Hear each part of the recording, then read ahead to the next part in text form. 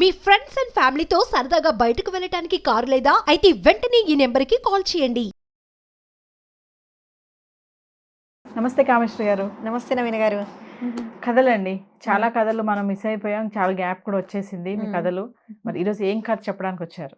విషయాలు మనం ఎంతమంది నుంచో తెలుసుకుంటాం. ఒక ఇన్ఫర్మేషన్ అంటే ఒక నాలెడ్జ్ గెయినింగ్ అనేది ఎన్నో విధాలు జరుగుతుంది. మనం అంటే వినటం ద్వారా, చదవటం ద్వారా, చూడటం ద్వారా ఎన్నో పరిస్థితుల నుంచి, ఇన్సిడెంట్స్ నుంచి కూడా మనము మొత్తం గ్రాప్ చేస్తాం నాలెడ్జ్ని. ఇలాగే ఒక్కోసారి ఎంత పెద్దవాళ్ళైనా, ఎంత గొప్పవాళ్ళైనా కూడా చాలా చిన్న పిల్లల దగ్గర నుంచి కూడా కొన్ని విషయాలు నేర్చుకుంటారు. వాళ్ళ మాటల ద్వారా చాలా ఇన్ఫర్మేషన్ ఇస్తారు. మనకు దాన్ని గ్రాప్ చేసే కెపాసిటీ మనకు ఉండాలి అంతే. నేర్చుకోవడంలో ఎవరు తక్కువ కాదు. అలా అనమాట. దానికి సంబంధించి ఒక చిన్న సంఘటన. ఇది యాక్చువల్గా మన అబ్దుల్ కలాం గారు కూడా ఒకసారి ప్రస్తావించారు ఈ కథ గురించి. గుజరాత్లో ఒక ఫేమస్ కార్డియాలజిస్ట్ ఉండేవారట. ఆయన అసలు ఎంత ఫేమస్ అంటే ఏ హార్ట్ ఆపరేషన్ అయినా, ఎస్పెషలీ ఓపెన్ హార్ట్ సర్జరీస్లో ఆయన వెరీ ఫేమస్. ఆయన ఈ ఆపరేషన్స్ చేసే దాంట్లో ఒకరోజు ఆయన ఆపరేషన్ టేబుల్ మీదకి ఒక పేషెంట్ వచ్చింది. ఆ పేషెంట్ ఏజ్ 6 years. చిన్న పాప. చూడగానే అరే చిన్న పాపనే అనుకున్నారట ఆయన. అయినా కూడా ఆయన పెద్ద డాక్టర్ కదా, చాలా ధైర్యంగా ఉన్నారు. మొత్తం అమ్మాయికి అన్ని రకాల టెస్టులు చేశారు, చూశారు.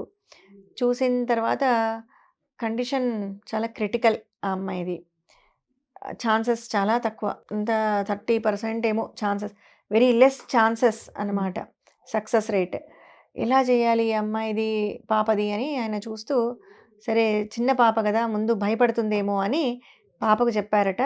పాప, ఇది చాలా చిన్న ఆపరేషన్ అమ్మా, ఏమీ ఉండదు, నువ్వు ఇలా కళ్ళు మూసుకొని కళ్ళు తెరిచేలోపు ఆపరేషన్ అయిపోతుంది, నువ్వేం భయపడద్దు అని చెప్తున్నారట. చెప్తుంటే ఆ పాప వెంటనే, సార్ నాకు తెలుసు డాక్టర్ గారు, ఇదంతా నాకు ఆల్రెడీ మా అమ్మ మా నాన్న చెప్పారు, వాళ్ళు చెప్పే లోపలికి పంపించారు, నాకు ఈ విషయాలు అన్నీ తెలుసు, మీరేం భయపడకండి, కంగారు పడకండి, నాకు ధైర్యంగా ఆపరేషన్ చేయండి అనిందంట. ఆయన ఆశ్చర్యపోయాడట, ఇదేంటి ఇంత చిన్న పాప ఇంత ధైర్యంగా చెప్తోంది అని ఆయన అలాగే చూస్తుండిపోయారట. అయితే ఆ పాప అనిందట, కానీ నాకు మీరు ఒక్క విషయం చెప్పాలి, నా ఆపరేషన్ అయిన తర్వాత నాకు మీరు ఒక్క విషయం కనుక్కొని చెప్పాలి, నాకు మిగిలిన అన్నీ తెలుసు, ఇది ఒక్కటి తెలియదు అనిందట. ఏం కావాలి చెప్పమ్మా అన్నట్టు. మీరు ఓపెన్ హార్ట్ సర్జరీ అంటే, హార్ట్ సర్జరీ అంటే నా హార్ట్ని ఇలా ఓపెన్ చేస్తారు కదా అనిందట. అవును అన్నట్టు. మీరు నా హార్ట్ని ఓపెన్ చేసినప్పుడు నా హార్ట్ లోపల మీకు ఒకరు కనిపిస్తారు, వాళ్ళు ఎలా ఉన్నారు ఏంటి చెప్పాలి. ఎవరు అన్నాడట ఆయన. అంటే మా అమ్మ ఎప్పుడూ చెప్తూ ఉంటుంది, నా హార్ట్లో దేవుడున్నాడని, నీ హార్ట్లో దేవుడున్నాడు, నీకేం కాదు అని చెప్తూ ఉంటుంది మా అమ్మ ఎప్పుడు. అంతా ఆయనే చేస్తాడట, ఆయనే చూసుకుంటాడట. కానీ ఆయన ఎట్లా ఉంటాడో నేను చూడలేను కదా, ఇప్పుడు మీరు ఓపెన్ చేస్తారు కదా నా హార్ట్, అప్పుడు మీకు కనిపిస్తాడు కదా, కాబట్టి ఎలా ఉన్నాడు, ఆ దేవుడు ఎలా ఉన్నాడో మీరు చూసి చెప్పండి నాకు అని. ఈయన యాక్చువల్గా నాస్తికుడు, ఆ డాక్టర్. దేవుడు ఇలాంటి నమ్మకాలు ఏమీ లేనివాడనమాట. ఆ పాప మాటలకు అసలు ఆయనకు ఏం మాట్లాడుతుంది అసలు ఈ పాప అని ఒక్క నిమిషం ఆగిపోయాడట ఆయన, అర్థం కాక. ఇంకా పాపకు ఆన్సర్ చేయాలి కదా, సరే పాప నేను చూసి చెప్తాలేమ్మా నీకు అన్నారు. ఆపరేషన్ స్టార్ట్ అయిపోయింది, సర్జన్స్ అంతా వచ్చేసారు. ఆపరేషన్ మధ్యలో ఉంది, అంతా ఓపెన్ చేశారు హార్ట్ని. చేస్తుంటే సడన్గా బ్లడ్ సర్క్యులేషన్ ఆగిపోయింది. ఇంకా అయిపోయింది అనుకున్నాను, ఇంకా అయిపోయింది, ఇంకా బతికించలేము, ఇంకా వేస్ట్. బ్లడ్ సర్క్యులేషన్ లేనప్పుడు హార్ట్ సర్జరీ ఎట్లా చేస్తారు. వెళ్ళిపోయి ఆయన పక్కన కూర్చున్నారట. కూర్చొని బాధపడుతూ, ఎప్పుడూ అసలు ఆయన ఏ సర్జరీ చేసినా కొందరు బతుకుతుంటారు, కొందరు చనిపోతుంటారు, ఇట్స్ కామన్ కదా. కానీ ఈ చిన్న పాప కావడం వల్ల ఆయన కొంచెం ఆయనకు మనసు చలించిందనమాట. అయ్యో నేను పాపను బతికించలేకపోతున్నానే అని కాస్త బాధపడుతూ కూర్చున్నారట. ఇంకా సరే మిగిలిన డాక్టర్స్ ఉంటారు కదా, జూనియర్స్, కుట్లేసేయండి, ఇంకా చెప్పేసేయండి, బయట వాళ్ళకి చెప్పేసేయండి, పాప ఇంక మనం ఏం చేయలేకపోయాము, చేతులు దాటిపోయిందని చెప్పేసేయండి అని. కుట్లేసి ఇంకా హార్ట్ క్లోజ్ చేసి ఇచ్చేయండి బాడీ అన్నారట. అని డాక్టర్లు వెళ్ళి కుట్లేద్దామని దగ్గర పెట్టేప్పటికి సడన్గా బ్లడ్ సర్క్యులేషన్ స్టార్ట్ అయిపోయినారు. వెంటనే వాళ్ళు డాక్టర్ ఇట్లా బ్లడ్ సర్క్యులేషన్ స్టార్ట్ అయింది అనగానే ఆయన వెళ్ళిపోయి చూస్తే ఫాస్ట్గా జరుగుతుందట. మొత్తం యాక్టివేట్ అయిపోయింది మళ్ళీ మొత్తం.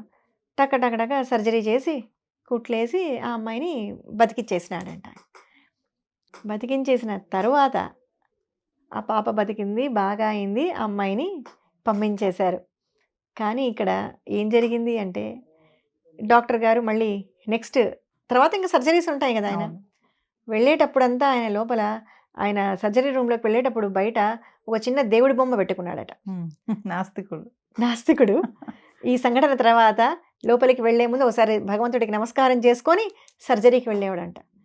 ఆయన రియలైజ్ అయింది ఏంటి అంటే ఒక మనిషికి ఎంత చెయ్యాలి అన్న ఒక లెవెల్, ఒక ఎక్స్టెంట్ ఉంటుంది. నేను అంతా చేయగలను, అంతా నా చేతుల్లోనే ఉంది అనేది ఒక ఎక్స్టెంట్ తర్వాత జరిగేది అక్కడ ఏదో ఒక అద్భుతం ఉంది.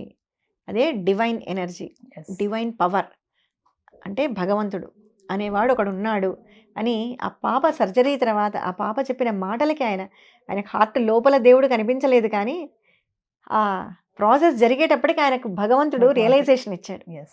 అలా అప్పటి నుంచి ఆయన డాక్టరు భగవంతుడిని నమస్కారం చేసుకొని సో సక్సెస్ అవ్వాలి, ఏది జరిగినా అది నీ మిరాకిల్ వల్లనే జరగాలి లోపల అన్నట్టుగా ఆయన నమస్కారం చేసుకొని వెళ్ళేవారట. అంటే చిన్న మాట గొప్ప అర్థం అన్నమాట.